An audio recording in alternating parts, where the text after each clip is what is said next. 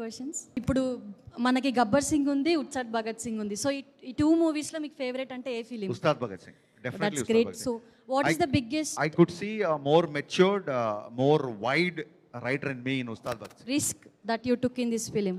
Biggest risk ఏం లేదండి. Every film maker wants solo release of any film. Okay. But because of my exhibitor's choice or maybe it could be my producer's choice, we need to prepone the film.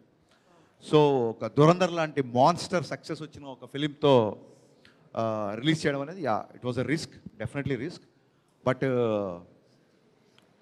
ఒక Telugu master కొడుకు direction చేద్దామని బయలుదేరినప్పుడే అన్నిటికంటే పెద్ద risk, దానికంటే రిస్క్లు ఏముంటాయి. So we're bound to take risk in the film industry as long as సినిమాలో చెప్పినట్టే, మళ్ళీ భౌతికతలు చెప్పినట్టే, పని చేయడం వరకే మన చేతిలో ఉంటుంది. ఫలితం. సో ఫలితం అనేది it's nothing in your hands. So I feel so happy about the appreciation and about the love you're showing on the film. And డెఫినెట్గా ఈ సినిమా మిగతా సినిమాలాగా రికార్డ్ కొట్టకపోవచ్చు, లేకపోతే ప్రీవియస్ సినిమాల కంటే తక్కువ ఉండొచ్చు. సో ప్రతి రికార్డ్ మన పేరు మీద ఉండాలని రూల్ ఏం లేదు, ప్రతి ఫ్రైడే మందే అవ్వాలని రూల్ ఏం లేదు.